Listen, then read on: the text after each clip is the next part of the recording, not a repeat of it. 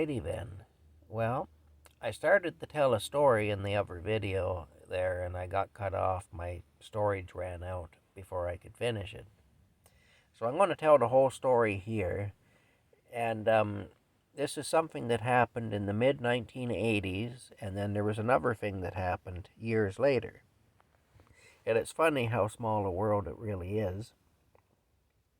And it's funny how we learn lessons all our lives, and we see examples of things. We see examples of just really basic truths. Quite often, when we do it throughout our lives, we see these things.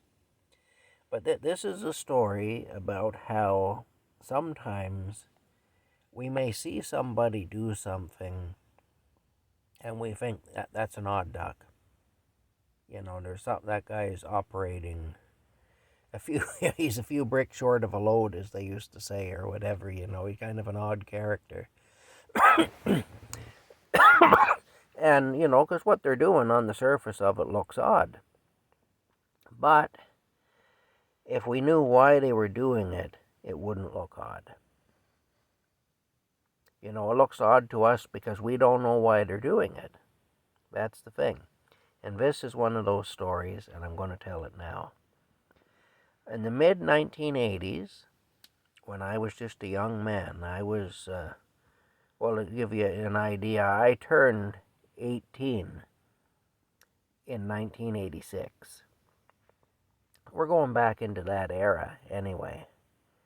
And I can't remember why I was heading up that way now, but I left my hometown of Perth in my car, and for whatever reason, I must have had some reason to go up there, but I couldn't tell you now what it was.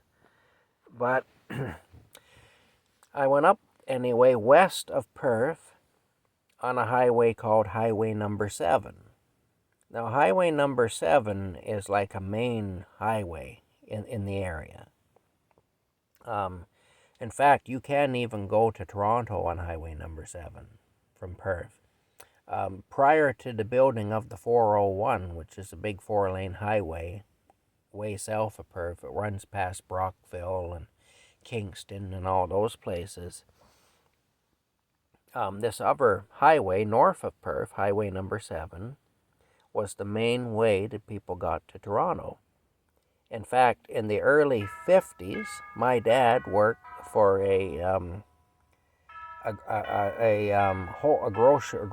wholesale grocer, and a fruit and vegetable vendor, and the company was called Catrochi's, and they were located in Perth at that time. They still exist. They're not in Perth anymore, but they still exist, and they're strictly a wholesale outfit now. But they did have a retail store in Perth where you could go and buy produce and stuff, groceries and whatnot. Back in the 50s, they did. And my dad used to drive a 1948 Dodge, like a 3-ton truck, to Toronto, to the Niagara area. Once a week, he'd drive down to the Niagara Falls, that area, and he would bring back a load of fresh produce for the store. And anyway, he was talking one time he had to ride all the way down there, and it's a long trip, on a wooden Pepsi crate, because they'd taken the seat out of his truck for some reason. They were doing some work on the truck, and they'd had to take the seat out, and they hadn't put it back. So he rode all the way to Toronto and back again. It was an overnight trip when he'd do it, on sitting on a wooden Coca-Cola crate in a 1948 Dodge Fargo 3-ton truck. Anyway, getting back to my story, in the mid-80s, I went up that way anyway for some reason, and my gas gauge was sitting right around the E, and I knew I didn't have enough gas to make it to the next gas station, and I was close to Gibbs Gas. So what did I do? I pulled into Gibbs Gas to get gas. Now, Gibbs Gas was run by an older man by the name of Howard Gibbs. I'd never met him before or anything. In fact, I didn't usually be up in that area, so I didn't even really know there was such a place as Gibbs Gas. It just I happened to see the sign, and I thought, oh, good, a gas station, because I'm close to running out of gas. Better pull in here. Ended up, it cost me, I think, $14 to fill my tank anyway, and it was a big old car I had, and it was just about running on fumes when I pulled in there. Anyway, the old lad there, when he pumped my gas, he sat down on the ground beside my car, and he reached up over his head, to hold the gas nozzle, and he pressed his ear up against the rear fender of my car. And he was listening, and I remember thinking, that just seems, I've never seen anybody do that before, and I thought, that's just an odd thing to do.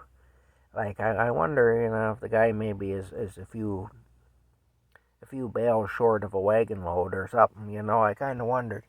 But anyway, still, he seemed like a nice enough fella, and I didn't really care as long as I got my gas tank pumped full of gas. It didn't really matter to me how he did it, it was his job. He obviously knew his business, so anyway, I kind of half forgot about all that, but I left there kind of perplexed a little bit, thinking, I wonder what the heck, what that was, because I just never seen anybody do that before.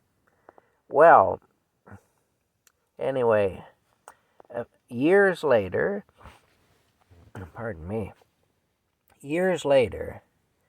there was a documentary came out called The Lost Highway, and it was about that stretch of Highway 7 west of Perth, because everybody up there had fallen on hard times, especially after the 401 was run through, was built, because the 401, everybody was bypassing that area.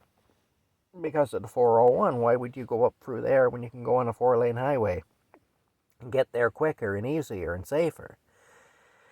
And so a lot of the businesses up there had been slowly failing since the 1950s, since the late 50s when the 401 was built. It's something like what happened in the United States with Route 66, when they built the other highway there, and all the places along there on Route 66 kind of went into decline. Sort of the same thing.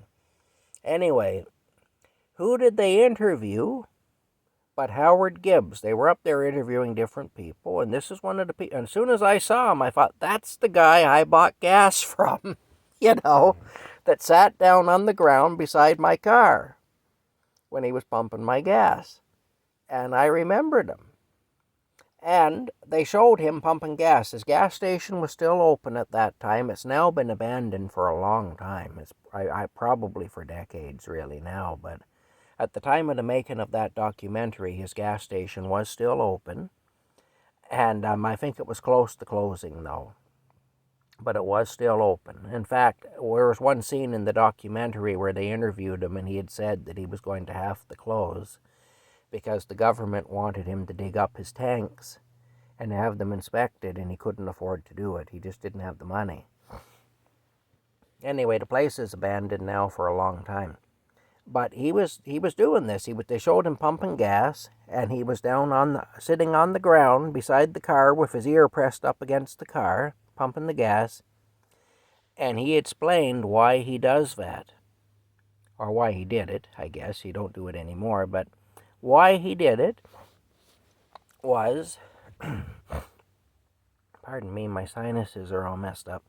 Why he did it was because he wanted to listen, and when the level of the gasoline got up into the filler neck of the vehicle, he'd hear it.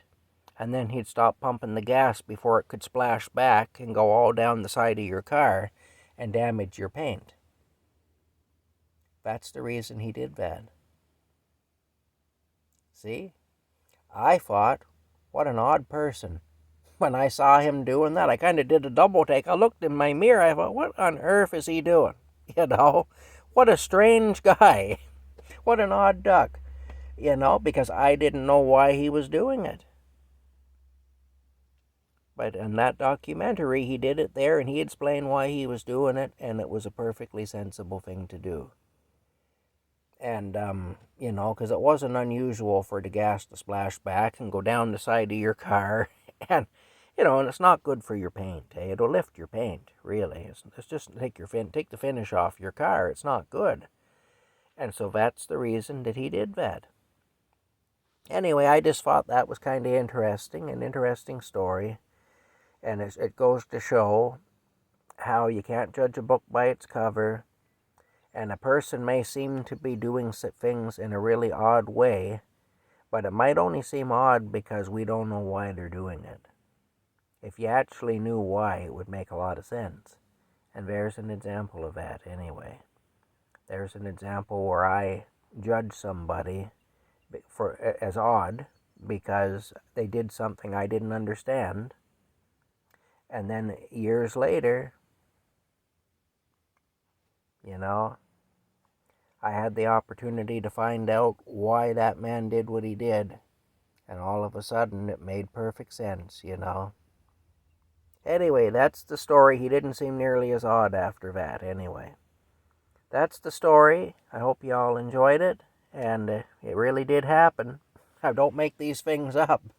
I don't, really. I know you might wonder. It might seem like I do because some of my stories are pretty off the wall, but I don't make any of them up. They really did happen. And this particular story, if you get a chance to watch the documentary, The Lost Highway, you might really enjoy it. It's kind of sad in a way, but it's an interesting study, really, of human nature and of resilience, and of how people, the human spirit being the way it is, really, that people don't just give up, even when it seems like they really should, they don't, they keep pushing ahead and doing what they got to do. Anyway, that's it for me. Just thought I'd share that with you. Hope you're all having a wonderful night, and I'll see you later. Rocky, before I go, Rocky is asleep. I just heard him snoring. I don't know if you saw him there. I hope you did, because I can't really see what's visible in the screen when I have it turned the other way. When I turn it, I can't see, so I have to just kind of maneuver it in such a way that I think you'll see what I want you to see when I have the screen pointing at myself. When it's pointing out the other way, then I can see what's on the screen, provided that it's not sunny out or if there's a lot of sunlight, then I have trouble seeing. If I'm making a video outside or whatever, then sometimes I can't really see very well what's on the screen. You know how a cell phone is. I'm just using a cell phone for these, so that's the reason. Anyway, talk to you all later. Bye for now.